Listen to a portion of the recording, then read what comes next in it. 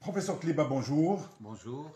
Vous êtes chef de service neurochirurgie au niveau du CHU de Blida. Oui, au CHU France Fanon de Blida. Vous êtes ancien doyen de la faculté de médecine de Béjaïa. Oui, effectivement, oui.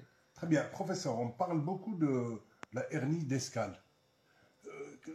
Qu'est-ce qui fait, professeur, qu'il y a de plus en plus de cas?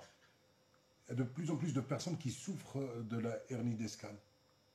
Bon, on dit qu'il y a la hernie discale lombaire, les plus fréquentes, il y a la hernie discale cervicale, très rarement la hernie discale aussi dorsale. Mais la plus fréquente, c'est la lombaire et parfois aussi un peu moins la cervicale. Il faut dire que le dos maintenant on dit que le mal du siècle euh, fait partie des maux du siècle, le dos. La hernie discale est en rapport surtout avec la sédentarité, avec le manque d'hygiène, avec le manque aussi de sport, d'activité physique, c'est surtout ça. Mais il y a des patients aussi qui peuvent faire une hernie discale sans facteur de risque réel. On parle d'autres facteurs, ça c'est un peu de la recherche. C'est vrai que nous recevons dans nos consultations de plus en plus des patients qui souffrent de sciatique. On l'appelle sciatique, ce qu'on dit en langage sociétal, arq lassa.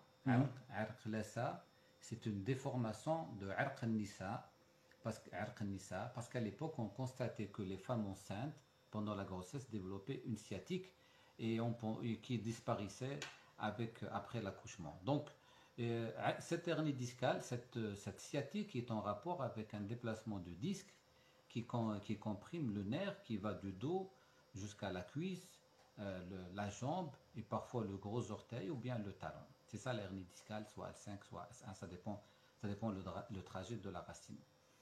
Donc on voit de plus en plus de patients qui souffrent de cette pathologie, mais il faut savoir qu'il y a plusieurs types de hernie discale. Il y a la sciatique, on parle de sciatique, la sciatique commune qui peut toucher tout individu. Si on fait un long voyage ou si on fait une mauvaise position, on peut avoir une sciatique quelque temps. Et puis il y a les hernies discales paralysantes, on commence à faire un déficit, donc il y a un problème mécanique, le nerf il est très comprimé. Professeur, j'ai remarqué que ça touche même les jeunes. Oui, ça touche Moi, malheureusement. personnellement, dans ma tête, cette hernie discale, c'était lié à l'âge, c'est-à-dire uniquement les personnes âgées. Mais là, je vois, il y a des personnes jeunes, très jeunes, même. Oui, il y a de plus en plus de hernies discales. Contrairement à ce qu'on pensait à l'époque, on pensait que les citadins étaient moins touchés que les gens qui habitent donc en dehors des grandes villes. Au contraire, les agriculteurs ne sont pas aussi touchés. Ceux qui ont un effort physique, qui font des activités physiques, sont moins touchés que les personnes qui ont une activité, par exemple, dans un bureau, une activité assise. Donc la position assise prolongée est très mauvaise. Elle fragilise la musculature abdominale abdominale et paravertébrale, et le poids est sera supporté principalement par la colonne vertébrale, ce qui fragilise le disque. Très bien. Professeur, est-ce que vous les opérez au niveau de votre service? Bon, Est-ce qu'on réussit l'opération aujourd'hui, la chirurgie? d'abord, j'aimerais bien parler du pourcentage de la chirurgie. Il ne faut pas penser que toute hernie discale doit être opérée. C'est dangereux. Ouais. Dangereux, il ne faut pas opérer tous les malades. Une estimation internationale scientifique, là je parle de science, on n'opère que 10% de toutes les hernies discales qu'on doit consulter et qu'on découvre. 10%, un pourcentage de 10%. La première étape pour un médecin est de pouvoir sélectionner des 10%, de séparer les 10 des 90. Parce que si on opère un malade qui ne nécessite pas une opération, une chirurgie, on aggrave la situation peut-être. Ouais.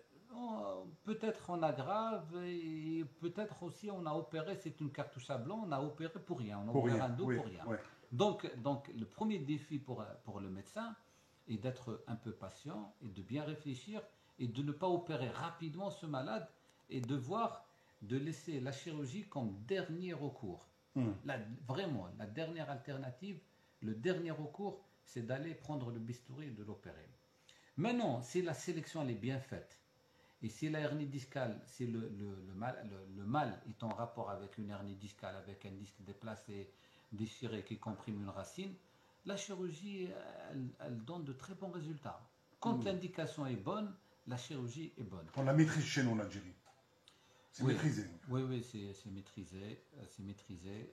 La chirurgie. Professeur, vous avez opéré des malades, combien de malades à peu près? Oh, le chiffre, je ne peux pas vous donner, Ouais. mais j'en ai opéré Un nombre important de des malades. centaines, au même titre que mes collègues neurochirurgiens et orthopédistes. Donc, il y a deux spécialités qui opèrent, Qui interviennent dans le... qui interviennent. Il y a les neurochirurgiens principalement, il y a les orthopédistes aussi qui opèrent. On n'est pas toujours, c'est-à-dire c'est pas forcément le neurochirurgien ou l'orthopédiste, mais principalement c'est une pathologie nerveuse, hein, parce que le but c'est d'aller libérer le nerf. Mais les deux spécialités opèrent et ça donne de bons résultats et les techniques sont de plus en plus évoluées. Très bien. Alors, professeur, pour terminer, comment éviter cette maladie en fait? Comment préserver son dos? Voilà. Bon, d'abord, il faut marcher. Il faut faire de la marche. À défaut de faire du sport et de courir, il faut au moins marcher. Garder une activité physique, marcher beaucoup. Il ne faut pas rester sédentaire. L'homme est un marchand. Il est né pour marcher. Il n'est pas né pour s'asseoir sur une chaise. Renforcer sa musculature abdominale et paravertébrale, faire petite activité à la maison, moi le tapis. D'ailleurs, à l'époque, on disait à quelqu'un qui a une hernie discale au début de hernie, il faut s'allonger sur un plan dur. Maintenant, on dit aux patients, non, il faut marcher. Il me dit, j'ai mal. Ou justement, essaie de te forcer un peu à marcher. Même si vous avez mal, essaie de vous forcer. Excellent. Professeur, merci beaucoup. Merci à vous.